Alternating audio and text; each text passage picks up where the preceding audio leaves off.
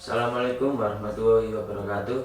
Saya Ahmad Zaki Alwirido akan menjelaskan penyajian data dan penanganan data. 1. Penyajian data adalah datanya yang sudah diolah agar mudah dibaca dalam dan dimengerti oleh orang lain yang disajikan ke dalam bentuk-bentuk tertentu. Penyajian data dapat dilakukan melalui tabel dan grafik atau diagram. Penyajian data tersebut memiliki fungsi antara lain menunjukkan perkembangan suatu keadaan dan menggandakan perbandingan pada suatu waktu. A. Tabel. Tabel adalah penyajian data dalam bentuk kumpulan angka yang disusun menurut kategori-kategori tertentu dalam suatu daftar. Bentuk tabel terdiri dari tabel biasa dan tabel kontingensi. Tabel biasa digunakan untuk mengonfirmasikan data dari hasil penelitian. Contoh berikut adalah data jumlah mahasiswa IAIN Kediri jurusan Perbankan Syariah. Berikut ini laki-laki berjumlah 5 dan perempuan berjumlah 35 dan totalnya adalah 40. Tabel kontingensi. Tabel kontingensi digunakan untuk mengelompokkan data berdasarkan 2 kriteria atau lebih. Berikut ini adalah data dari jumlah anak yang mengikuti Olimpiade Matematika berdasarkan tingkat pendidikan. Berikut ini jenis kelamin: laki-laki tingkat SD 5, SMP 3, dan SMA 3. Totalnya 2. Perempuan 4, SMP 3, dan SMA 2. Diagram adalah penyajian data dalam bentuk gambar-gambar. Diagram dapat dibedakan atas beberapa jenis, yaitu diagram garis, diagram lingkaran, diagram batang, diagram pencar, titik, dan diagram batang daun, stem and leaf. 2. Penanganan data. A. Distribusi frekuensi adalah susunan data dalam suatu tabel yang telah diklasifikasikan menurut kelas-kelas atau kategori tertentu. Bagian-bagian distribusi frekuensi meliputi kelas-kelas adalah kelompok nilai data atau variabel. B. Batas-batas kelas. Batas kelas adalah nilai-nilai yang membatasi kelas yang satu dengan kelas yang lain. Terdapat 2 batas kelas, yaitu batas bawah terdapat di daerah sebelah kiri setiap kelas dan batas kelas atas terdapat di deretan sebelah kanan setiap kelas. Dan contohnya seperti ini.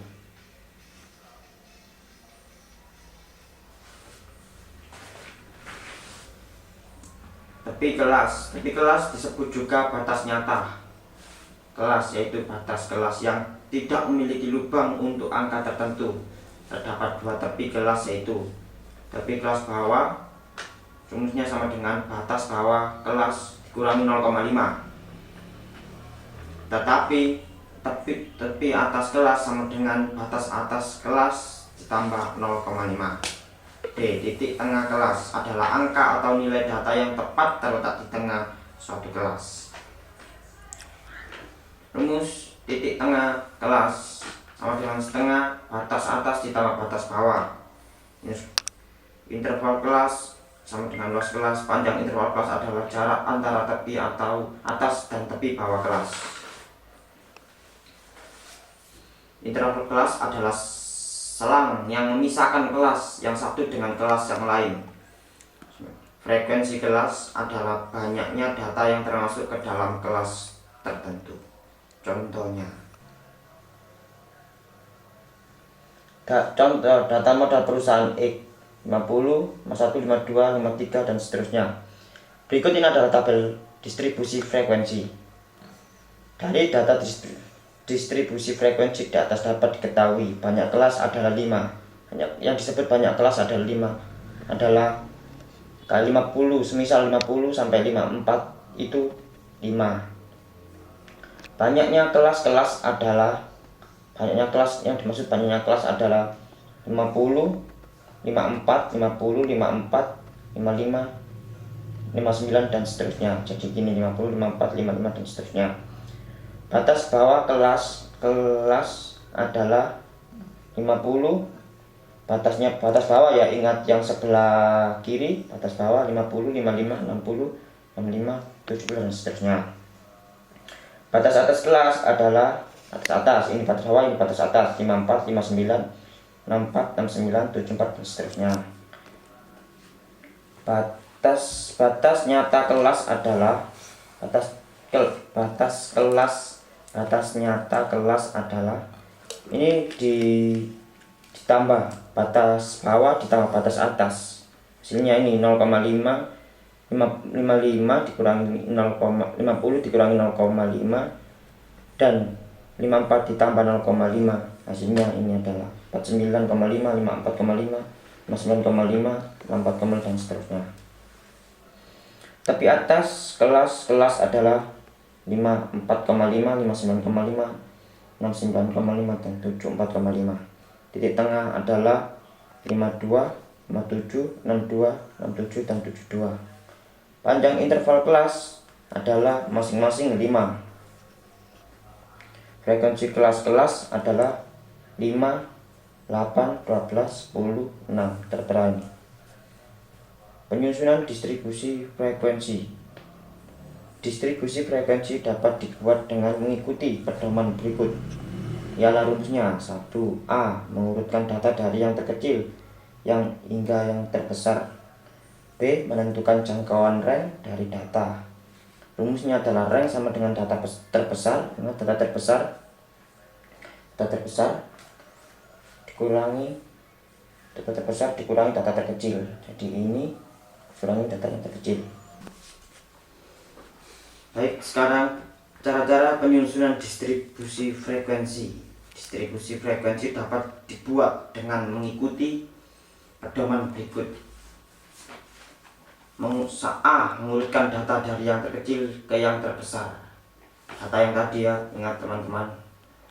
B. Menentukan jangkauan range dari data. Rumusnya adalah range data terbesar dari data yang tadi dikurangi dari data yang terbesar dikurangi data terkecil. C. Menentukan banyaknya kelas. Rumusnya 1 ditambah 3,3 log n yang dibulatkan. Keterangan banyak kelas, n banyak data. D. Menentukan panjang interval kelas. Panjang interval kelas jangkauan range dibagi banyak kelas. E. Menentukan banyak bawah kelas pertama. Batas bawah kelas pertama biasanya dipilih dari batas kecil atau nilai terkecil yang berasal dari pelebaran jangkauan data yang lebih kecil dari data yang terkecil, dan selisihnya harus kurang dari panjang interval kelasnya. Menuliskan frekuensi kelas secara melidi dalam kolom turus atau tali sistem turus sesuai dengan banyak data. Baik teman-teman, histogram ialah diagram yang menggambarkan suatu distribusi frekuensi dengan bentuk beberapa segi empat yang batang-batangnya saling melekat atau berhimpitan. Histogram merupakan diagram batang dari distribusi frekuensi. Langkah-langkah membuat histogram. 1. Buatlah opsis dan ordinat. Opsis adalah sumbu mendatar, X menyatakan nilai. Ordinat adalah sumbu tegak, Y menyatakan frekuensi. Berilah nama-nama masing-masing. Sumbu dengan jarak sumbu X diberi nama nilai dan sumbu Y diberi nama frekuensi. Buatlah skala absis dan ordinat. Buatlah batas kelas dengan cara ujung bawah interval kelas dikurang 0,5, ujung atas interval kelas pertama ditambah ujung bawah interval kelas kedua dan dikalikan setengah. Ujung kelas atas ditambah 0,5. Contohnya,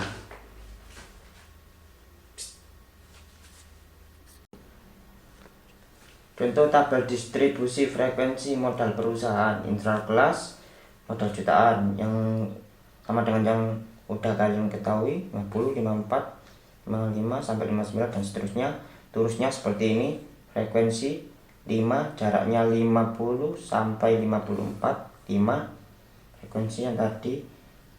Tepi internal kelas ialah kok bisa 49,5 sampai 54,5, berarti 50 dikurangi 0,5 sehingga menjadi 49,5, dan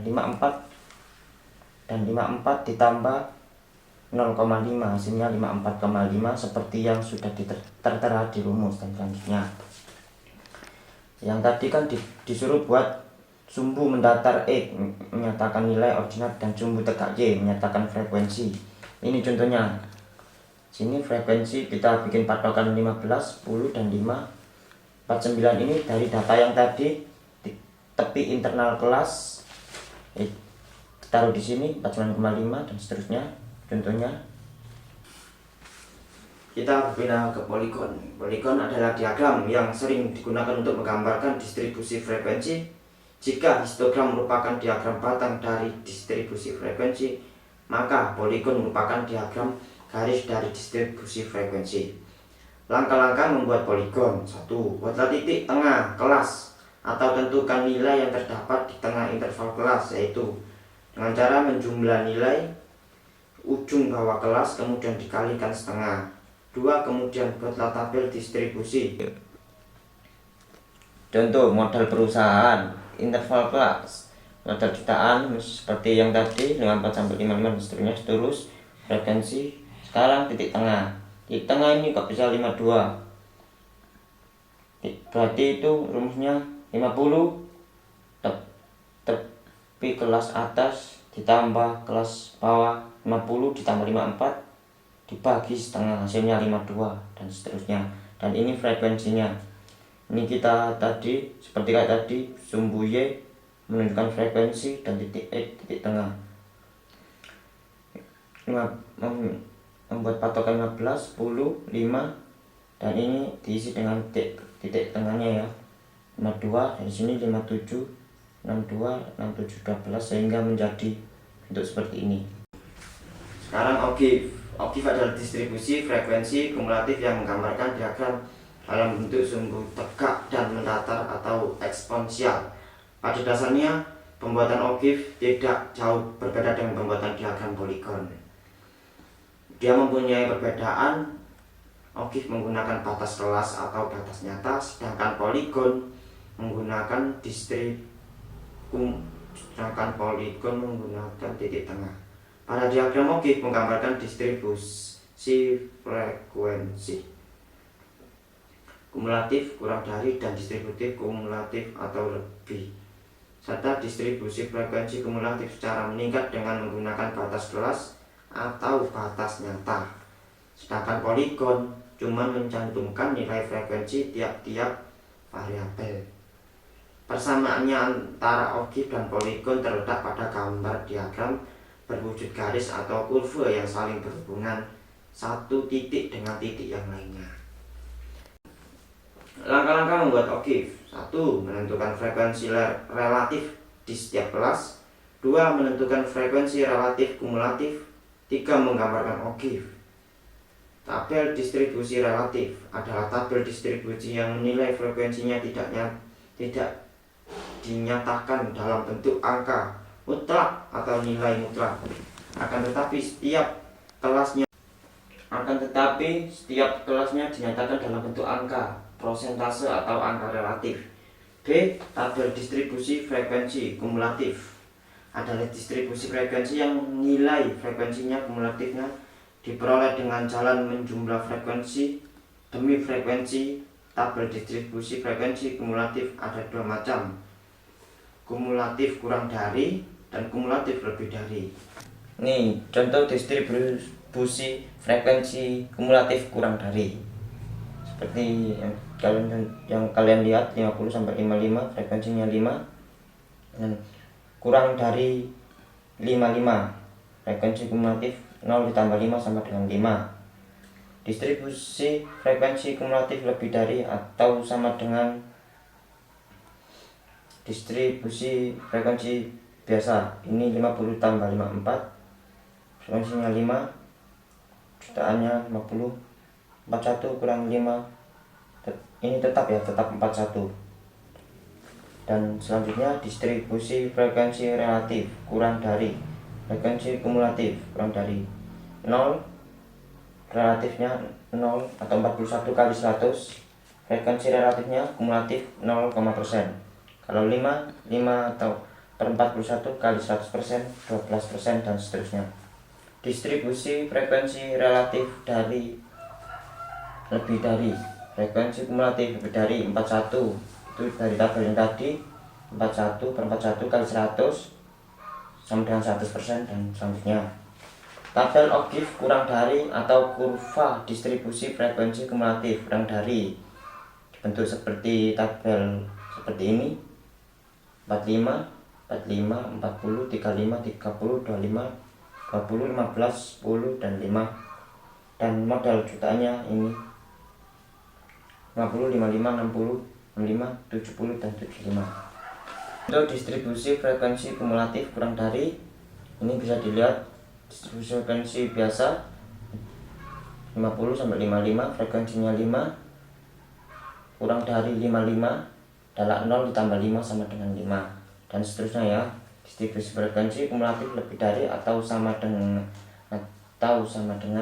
distribusi frekuensi biasa 50 sampai 54, 55